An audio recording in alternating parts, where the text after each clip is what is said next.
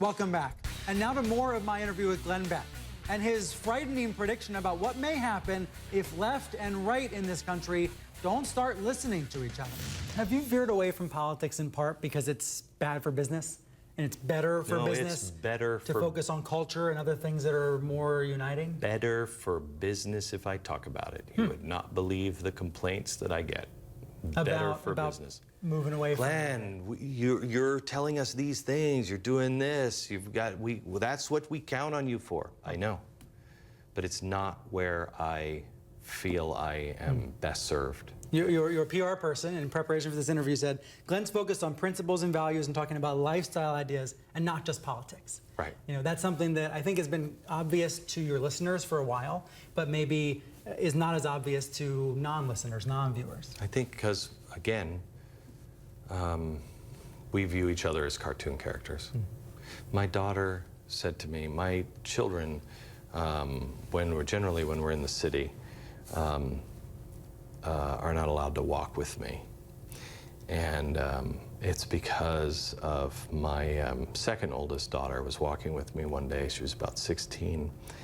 And we're walking down the street and somebody had shouted something really mean. And walk another block with her and we were holding hands and somebody else just got really just vicious. Walk another block and somebody just intentionally clips me and uses foul language. And my daughter stopped and she said,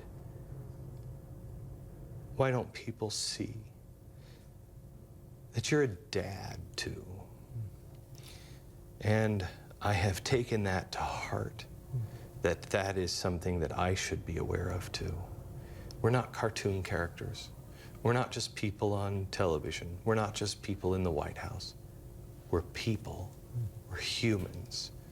And I'm just such an imperfect carrier of that message for so many people. But it's the message that is important to me. You sound like someone who really wants to lower the temperature in the country. We have to. I believe that we are I think we're a country in civil war. I just think we're in a cold civil war.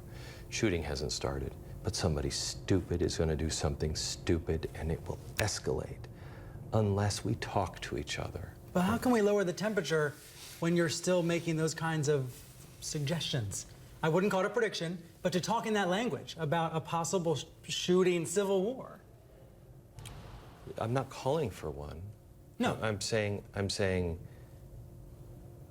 you can't tell me that, and maybe because you live in, I don't mean this as a slam, you live in New York, so you're very isolated. But when you talk to people, you're telling me that you don't sense that people are so angry with each other that, you know, they're the enemy. Look, read online, read the comments. It doesn't matter if it's conservative. I notice it more outside New York than I do in New York. You're right about that. You read the comments. You read them on the Huffington Post or you read them on the Blaze or CNN or Fox. It doesn't matter. They're all the same, left and right. We're calling each other horrible things. You used the word balkanization earlier. Yes. But doesn't having a cable channel like the Blaze encourage that balkanization? I hope not. Have you watched our channel? Well, I've watched enough of it. But, you know, you do have a number of conservative hosts. It's not as if you have the same number of liberal hosts. No, I don't think, but wait a minute. I don't think that it is, I don't think it's important that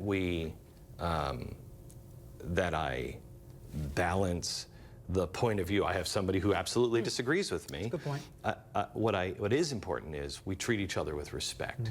We treat each other. And don't get me wrong, I just talked about this on the radio today. Not always about fair and balanced. It's kind of a post-fair and balanced way to describe what you're doing. It's being fair, not calling each other names. And we were just on the air.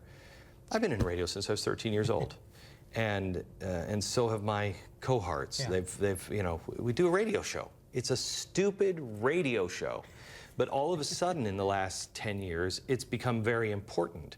Since September 11th, it's important somehow. Well, that's not what? who am I? I remember when September 11th happened, and I got down on my knees. It was the week I started on radio, on talk radio. Who am I? I don't have any answers. Who am I? No one did. I'm just a guy, just like everybody else, trying to figure it out. This week we were on, yesterday and today, saying, okay, I really want to call that person a fathead, but that's wrong.